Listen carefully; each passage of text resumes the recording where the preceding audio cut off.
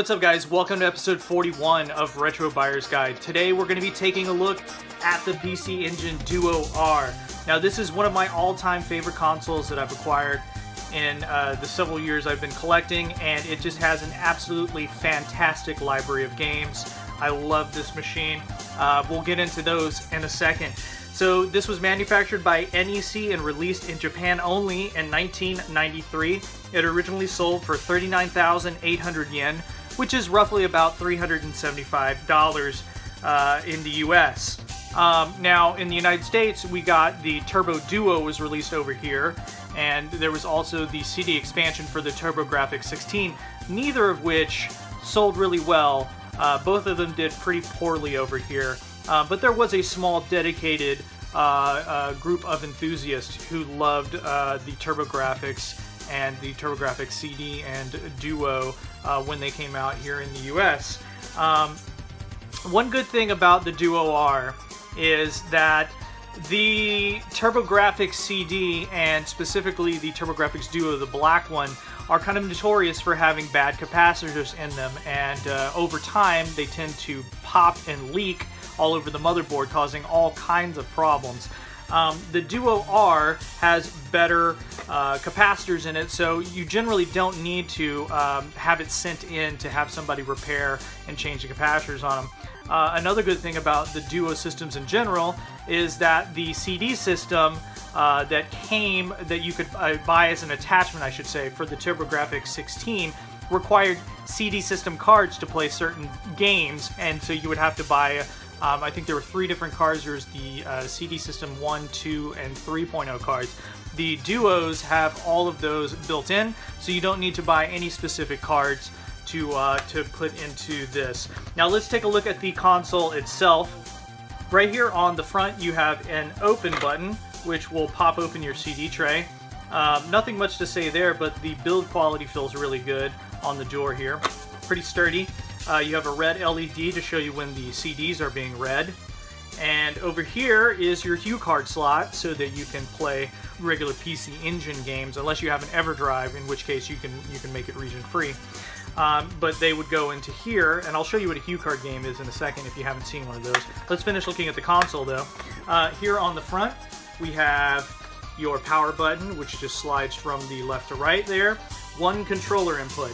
And so the thing with the Duos and really the Turbografx and all PC Engine systems is that you either have to buy an adapter to play multiple controllers. I believe it's the booster enabled to be able to play 2 players at once. It's kind of annoying, but that's just the way that NEC made the system. Here on the back, let's take a look. We have your AV out. Nothing much to say there. It's just a standard AV out. This console is not modded at all, although I would like to get it modded someday. But it does output pretty crisp video, more so than some of the other consoles of the day. It was much better in quality than, say, the Nintendo Entertainment System. So that is the Duo R. Now, HuCards. So most of the games that came out on the PC Engine came out on what's called a HuCard. You can see it there. This is a Daytona Twin Bee, and they came in jewel cases just like this, and when you open them up, came on these little credit card sized games right here, and then you have all your pins there, and it would just, the whole game would be read off of this, and it's called a HuCard. Over there, I believe it was called a Turbo Chip. All the Turbografx 16 games were called Turbo Chips when they were released here in the United States. But there's a very good library of HuCard games that are available. And I also like the packaging. I like the fact that they all came in jewel cases. I think that's a pretty neat touch. And it sits well on your shelf amongst your other CD games. So let's take a look at the controller. Now I have an Avenue Pad 3.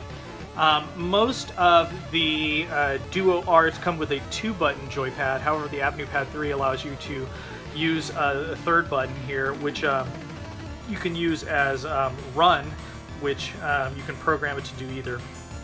It also has built-in turbo, so you can flip them up 2 different degrees of turbo there for each button. Pretty neat joypad, very sturdy. Feels very good to play in your hands.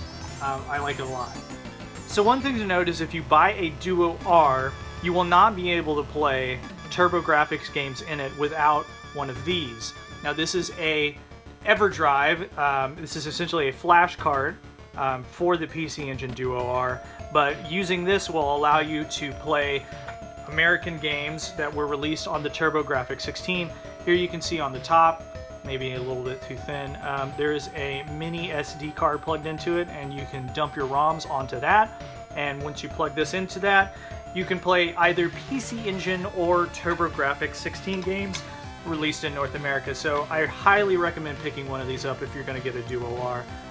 It pretty much allows you to play every game that was released because, again, the CD bay does not have copy protection, so you can just burn whatever you want for it, and it's also region free.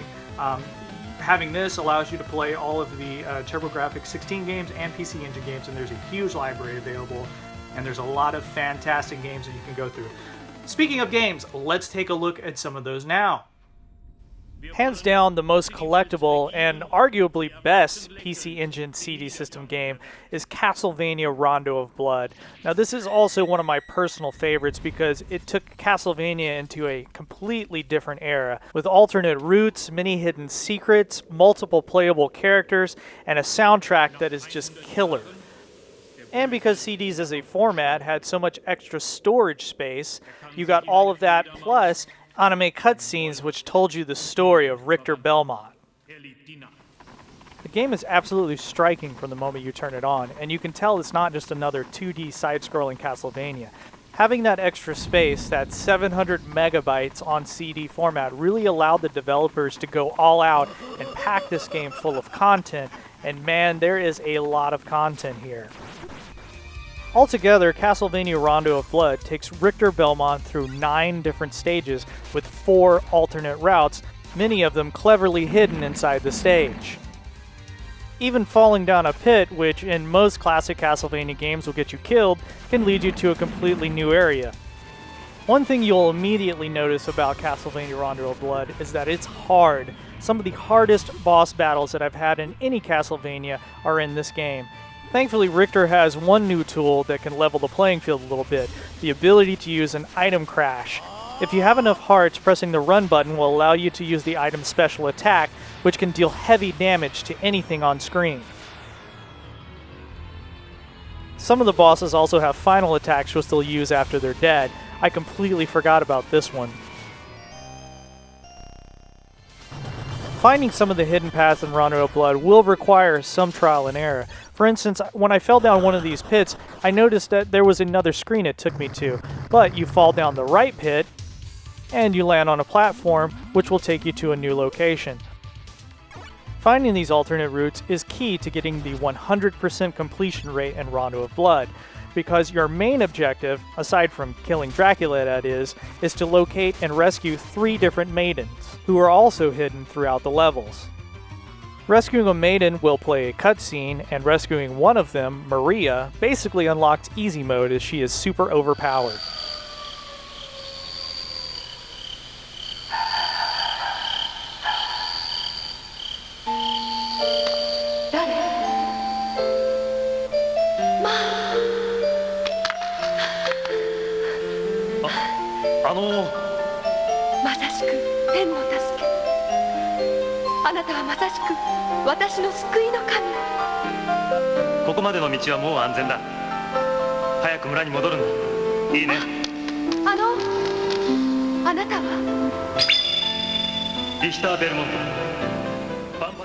Rondo of Blood is a fantastic game, and I highly recommend anyone who is a fan of the Castlevania series to check it out. Thankfully, if you don't own a Turbo Duo or a PC Engine Duo R, the game is available to download on the North American Wii's Virtual Console. The game was also ported to the Super Nintendo as Castlevania Dracula X, albeit in a much more slimmed down fashion, and then it was later ported to the PlayStation Portable as the Dracula X Chronicles, which is a pretty okay version of this game in 2.5D. It's worth noting you can also unlock Symphony of the Night and the original Rondo of Blood within Castlevania Dracula X Chronicles. It's kind of curious to me that Konami took so long to release this game in the United States in any fashion, being that Castlevania has always been bigger here in the United States than it ever has in Japan. And the fact that they made the decision to release it in 1993 on a system that didn't do very well in the United States is kind of puzzling, but I'm just glad that we have it.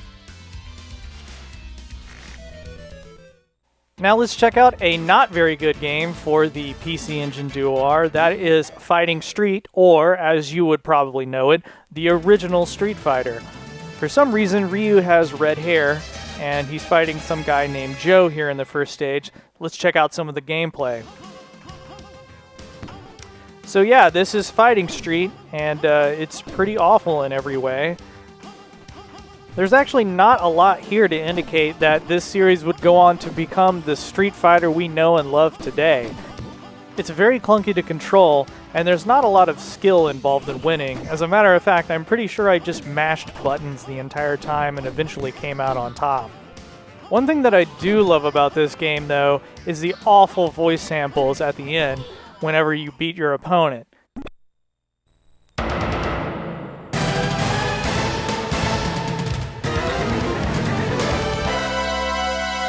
Listeners, but don't forget there are many gods like you all over the world.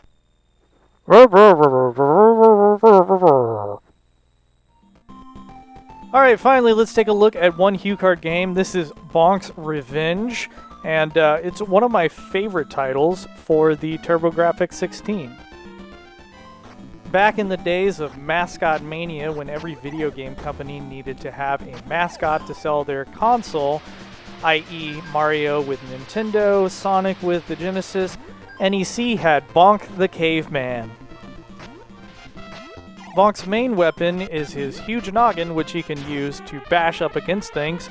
He can also pick up power-ups like this hunk of meat here, which allows him to be invincible for a short time and run through the level.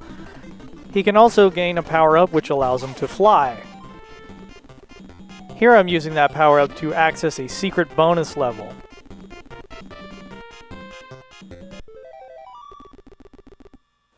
One thing I really like about the Turbografx 16 or PC Engine is the sound. There's no other console that sounds quite like it.